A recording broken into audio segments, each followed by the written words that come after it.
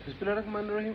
आज की सबसे बड़ी और अहम खबर ये है कि मैं आपको बताना चाहूँगा कि बरतानवी अखबार दी गार्डियन ने जो इंडिया की राह है एजेंसी उसके बारे में क्या इंकशाफात किए हैं पाकिस्तान के बारे में और किस तरीके से सिखों को उन्होंने कत्ल किया।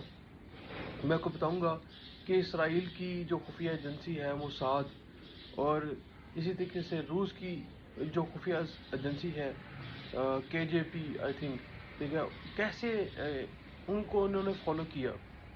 जी मैं आपको बताने जा रहा हूँ कि 2020 के बाद अब तक 20 अफराद जो पाकिस्तान के अंदर कत्ल किए गए हैं, वो इल्ज़ाम आयद किया गया है कि भारत की जो एजेंसी है राह उसने ये काम किया है।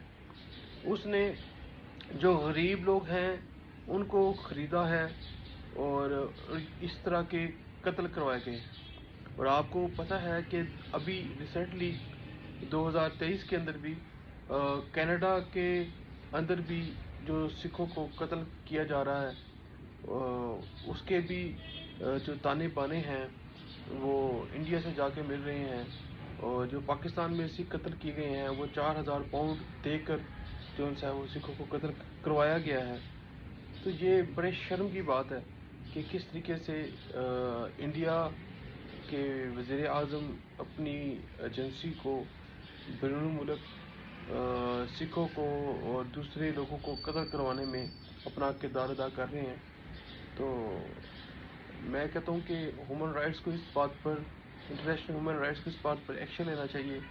और ये कत्ले आम जो सा है दहशत गर्दों के साथ जो इंडिया के ताने बाने मिलते हैं, ठीक है, इसको भी ख़त्म होना चाहिए, क्योंकि अमन ही से दुनिया के अंदर जो सा है वो खुशहाली है। और अमन ही जो सा है वो पाकिस्तान का पैगाम है, क्योंकि हम पाकिस्तानी हैं। पाकिस्तान हमारा है। पाकिस्तान जिंदाबाद, पाकिस्तान जिंदाबाद।